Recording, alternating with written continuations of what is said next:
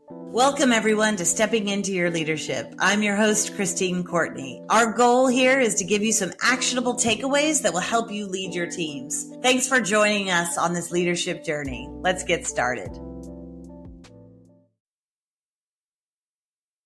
Hello, everybody. I'm Christine Courtney, your host, and today we're talking about one of my favorite subjects, the power of storytelling in business. Now, of all the subjects we do and teach and go out to companies and work with, I get a lot of pushback on the use of storytelling with a lot of businesses. They think, that we're not sure about that. That sounds like that's for kids. I don't know how our employees would use that. We are a very serious business. Whatever it is, they just don't see it until we start really talking about it. So either I need a different title in my future, or this subject through this podcast, I'm sure will just ripple through to the point where everyone will get the importance. But today I want to give you a little intro as to why I've seen it be so powerful for myself, but for other people that we've worked with in other companies. And maybe there's something that you can use on your way, whether you're a CEO or whether you're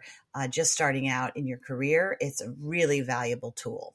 And it's fun. So the kind of day that I learned the importance of story in my work was, about 20 years ago. I had to go to the Department of Education to talk about the work that we did in one of our schools. And we had a big grant through some federal funding for millions and millions of dollars at this school. And we had to come and report to a panel how we used that funding and why we should deserve to keep getting funded.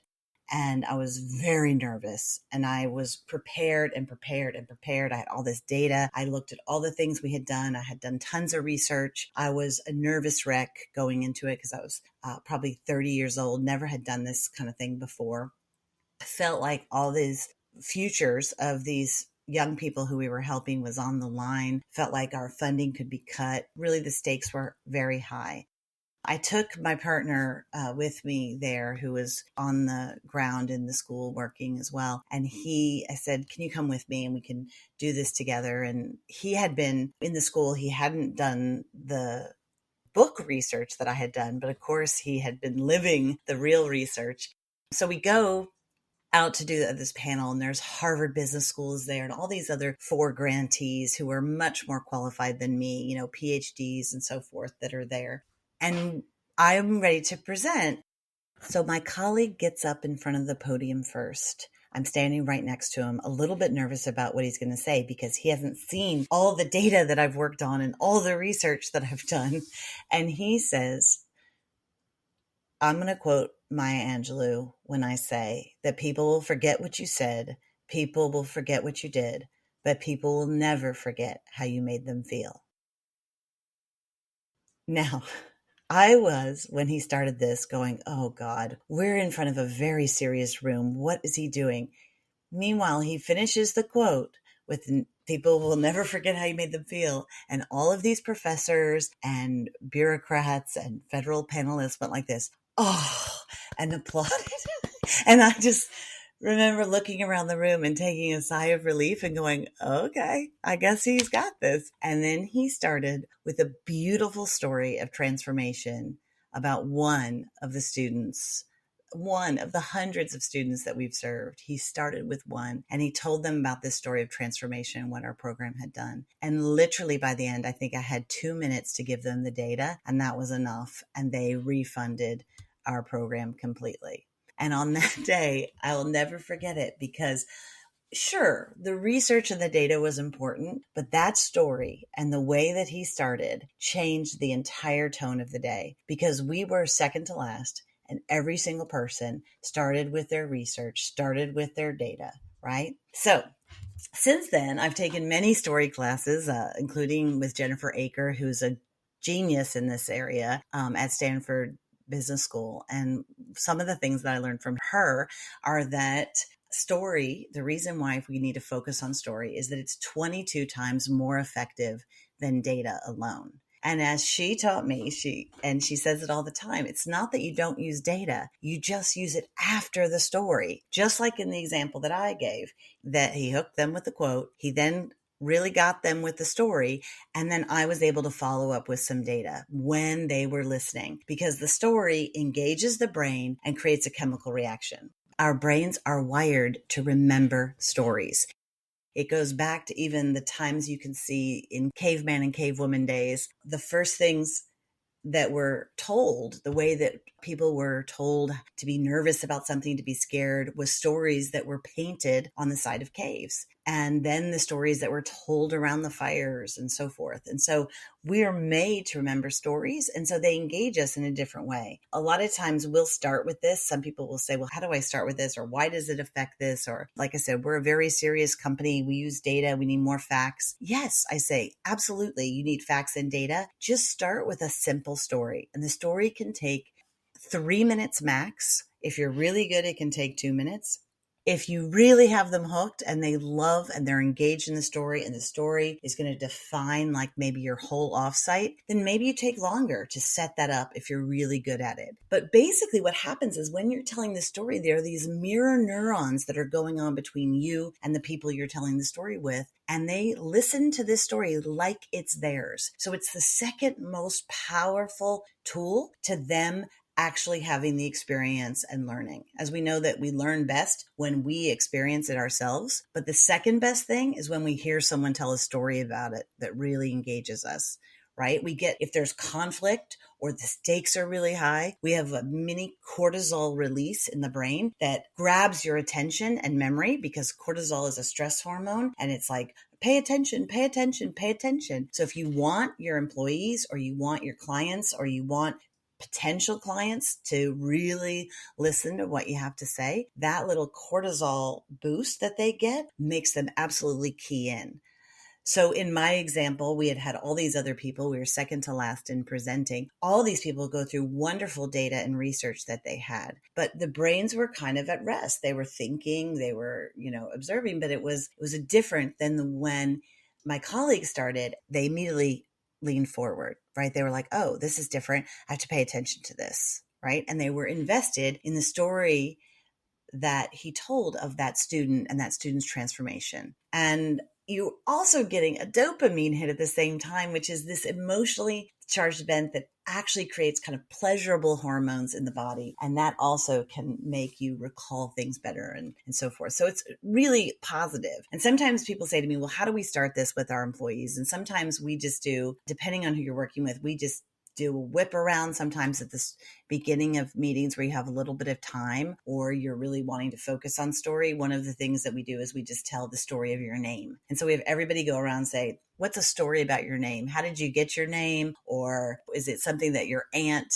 nicknamed you that you go by now? I have a friend who's Cuban and her name is Ingrid. And we're always like, how does a Cuban girl get an Ingrid as a name? And meanwhile, I have a sister who's also named Ingrid, and they were both named after Ingrid Bergman because their both parents were huge fans of her. So she talks about growing up Cuban with a name like Ingrid. And so all of these things create a story that you remember those people and you have a fondness for them. And it can be any along the way, right? And so that's just a simple way to start to get people more interested in understanding of like, why does story work? That helps actually just create team. So it doesn't have to be that you're just using story in business for clients or to get sales, although that's probably the most popular use of story, or to convince a panel, or to go talk about your doctoral thesis. Those are important, popular ways, but also it can be around using story to create team and build teams within your own staff.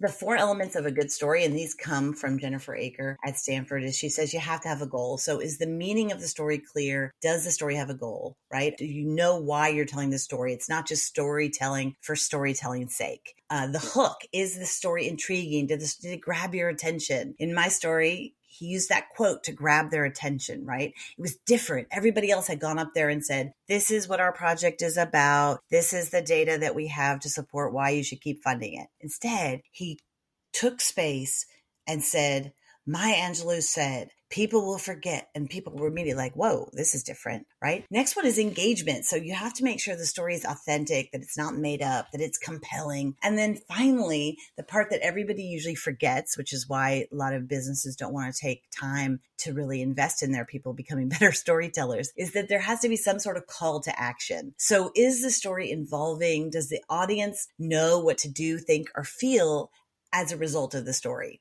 Right? So when he told that story, in my case, he was really wanting them to refund our program. You are going to be so invested in the story of this kid. And then Christine's going to come in with some data in the last couple of minutes. And you're going to go, okay, that data supports me in feeling like, okay, I'm not just taking a risk. Right? That data helps me feel more secure with my decision, but that story made me make this decision. And so we think that the data makes us make our decisions, but it's actually the emotions that make our decisions. And the data just makes us feel better about our decisions. And so that's why pairing the two can be so valuable. But you absolutely want to start with the story first, because the emotional impact is what actually gets your attention and makes you make the decision before data that helps that prefrontal cortex know how to do it. Another way to start, you can just do what we call 6-word stories, which is oftentimes attributed to Hemingway, but is not, they think now probably had nothing to do with Hemingway at all, which there's that famous story that he had, which was baby shoes for sale, never worn.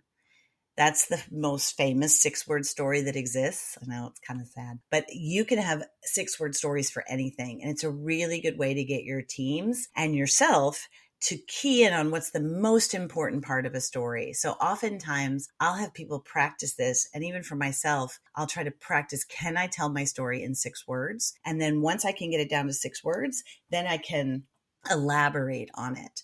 I try to, because I'm such a dork, I try to practice these 6-word stories all the time. Even if I go to a birthday party for a friend, as a little gift on her card, I'll write a 6-word story for her. It's just a good practice to get into, can I get conflict? Can I get resolution? Can I get a hook? All in those 6 words. I may not get a call to action, but I can at least get the beginning parts of it in those 6-word stories. So sometimes that's a good way. And there's tons of things on the internet that can help you to practice writing 6-word stories. But it's just a little beginning to the process. And then once you can use story and you can time yourself so you make sure that it's not taking up a large part of your presentation and you practice it, then I guarantee you that you're going to start to see results. You're going to be nervous because it feels a little vulnerable. The part about being vulnerable in front of your staff or in front of a client or in front of a vendor or in front of a panel for the Department of Education, any of it also makes it interesting. People are empathizing with you in that moment, and therefore they're paying more attention, which is what you want. In a world where it is impossible to get attention these days, story is such an easy way to do it. And we all have the power. It just takes a practice. We get better with practice. Think about in your own family, in your own friends, who are the best storytellers, and start to watch. What are they doing? Listen to what are they doing to make those stories so great. There's usually a good balance of humor. There's also sometimes stakes are high. What are those things? And can I start to think about those stories? What stories I have to share with other people. So in business, I tell people to keep a little journal that they just write down things that happen or things that they notice. Maybe it's how your product relates to folks. Maybe it's a testimonial story of somebody. Maybe it's an amalgam of a bunch of people you've put into one story. You don't want to make it up and have it be false, but you can take some leeways with things for sake of time and so forth. But you want to just keep a journal so that you have those things. And a lot of people do it. A lot of young people I work with do it in their phones. Some people have it in an old-fashioned notebook. Whatever it is that you don't have to write the whole story, but just a note to help you remind you like, oh, this would be good someday to bring up. And then lastly, I would just say to challenge yourself in moments, especially first, if you're starting off. Can I try a story here? So now if I ever have to do something in front of my staff, I always think, okay, I'm going to give data about the company, or I'm going to give an executive update to my board, or whatever it is that you're going to do. Think first, like, okay, can I challenge myself to tell a short story at the beginning of this to get them invested more into whatever the theme is, or what I want them to do as a result of this day or this speech or this moment in time. And I kind of challenged myself to think of it ahead of time. In the beginning, I wrote it out. I typed it out so that I knew how long it was. But as you get better at it, you'll just have some like bullet points as to how to do it. But first, I would say just start giving it a try yourself. And if you start to have good results, then start to open that up to your staff a little bit, and with these mini little lessons you can do with them. And it'll be fun. Thank you for listening today, and we'll have more episodes in the future on how to use stories with different audiences. Take care. Thanks everybody for listening. I'd like to give a special shout out to our podcast producer, Richard Francisco. Check out our notes for any details. And if you get anything out of this, please follow us. And if you enjoy it, please take a moment to rate us or write a comment. It will mean the world to us. We'd love to hear from you. And if you just can't get enough, follow me on TikTok and check out tlpnyc.com/podcast for more information.